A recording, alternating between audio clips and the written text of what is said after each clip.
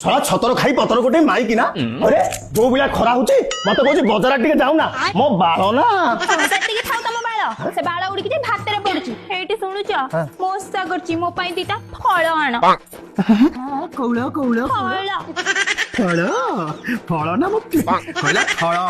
ନାଇଁ ନାଇଁ ତୁ ଆଜି ଓଷା କରିଛି ତୋ ପାଇଁ ଫଳ ଆସିବ ତୁ ଗୋଟେ କାମ କରୁନୁ ତୁ ଟିକେ କଷା କରିଦଉନୁ ତୋ ପାଇଁ ଦିଟା କୁକୁଡ଼ା ଆସିବ ବଚା ମାଇକି ନା ହାଇରେ ଦଇବ ସ୍ୱାମୀ ଯଦି ଏମିତି ହିଷ୍ଟ୍ରିଆ କଥାବାର୍ତ୍ତା କରିବ କୋଉ ସ୍ତ୍ରୀ ସହିବ ମଶା ବ୍ରତ କରୁଛି ମୋ ସୁହାଗ ଯେମିତି 7 ଜନ୍ମ ଯାଏ ଛିଡା ହେଇକି ରହିବ ଆଉ ଏଠି ଏମିତି କଥାବାର୍ତ୍ତା କରୁଛନ୍ତି